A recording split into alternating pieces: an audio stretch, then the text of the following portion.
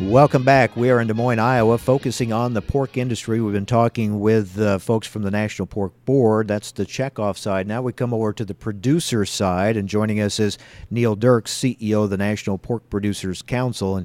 And as we talked membership issues and what's concerning the pork industry, Neil, I know you're really looking at this proposed legislation being pushed by United Egg Producers and HSUS.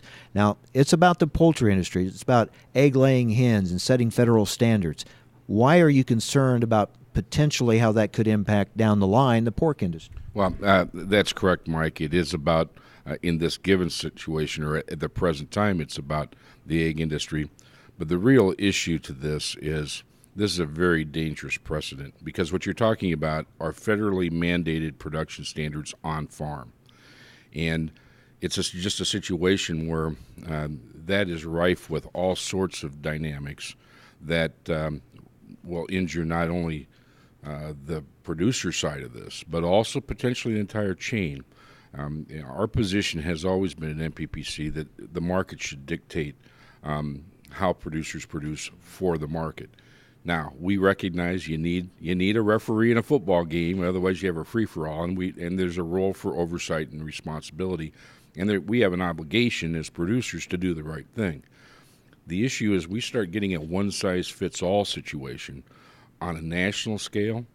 It doesn't allow for much leeway on flexibility in doing what's the right thing for the animal at the right time. It takes away options rather than giving more options, and we've always been allow the producer the flexibility to meet what the consumer wants. And again, that relates to our own ethical obligations to do the right thing for the animal. But getting the federal government involved in production standards, very dangerous precedent, and it really is tantamount to the take over the farm bill. The poultry industry says, hey, this is specific to our industry. Let us do what we think is best for our industry. This is the direction we've decided to go. But it's hard to imagine that in this day and age that you could operate something like that in a vacuum. I mean, because it does set, at least there's something there that if HSUS or someone wanted to push to have something like that in the pork industry or the beef industry, they could say, hey, we've already got one on the books now if that ever comes to be, and there would be pressure to bear on other industries. Right, and I know I know your listeners know that there are animal care and animal responsibility laws at the local, state level throughout the United States. But you're exactly right, because even though the topic at this moment happens to be eggs, the reality of it is it's a blueprint for HSUS, the Humane Society of the United States, on how they want to regulate and oversee how animal production is occurring. And with that, again, we think the consumer is the critical person. We need to fit that need. We need to do what's right. We need to meet their specifications, and producers need the flexibility to take care of the animals in the best possible manner in their own given circumstance. Because this is a situation where we get mandates, and you get mandates into different production practices, different techniques. You're really limiting the ability to do the best job in animal care. And with it, as you said, Mike, it's tantamount to right now it happens to say eggs, but it's a blueprint, and the net effect of it is the real issue here is federal production laws and oversight. All right, let's go to the Farm Bill. We've been talking a lot about this lately, how difficult it's going to be to write a Farm Bill this year. We've heard from Chairman Lucas acknowledging those challenges. They don't even know what the budget number is going to be. He is calling for unity and some consensus within agriculture that's going to be needed throughout this process. There are a lot of proposals out there from various segments of agriculture.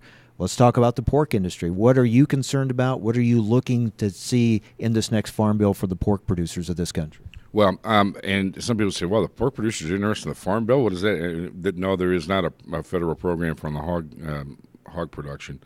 The issue, however, is the Farm Bill also is authorizing legislation for a number of things that are very important to it, including our animal health institutions, which is the Animal Plant Health Inspection Service. And there are other things that include benefits in the ability for the U.S. pork industry to access wherewithal in order to export more product. So there's a number of things that relate to the pork industry that are important to the pork industry, make sure our disease that our disease oversight's in place, and that we have other resources to do the right job. The real issue becomes one of, and obviously a lot of the press and a lot of the discussion is going to be on Title I, which is the crop program. We're as concerned about other things in the Farm Bill to make sure, and it probably won't get as much attention, but it's critically important to the industry.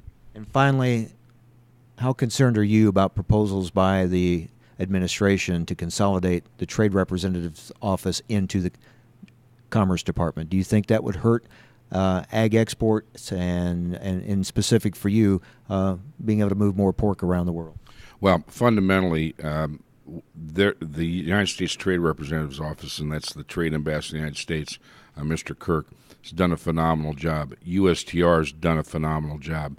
We've just seen the passage of 3 free trade agreements that, when fully implemented, we believe, according to data from Iowa State University, will add $11 per head to the value of an animal for pork producers, for each animal long term. They've done great work. The issue is we're not overly excited when you start talking about kind of consolidation and bringing a number of things together, because in all honesty, USTR has tremendous amounts of responsibility throughout the economy. Our concern with it is they've done such a good job in agriculture, we don't want to see that diluted.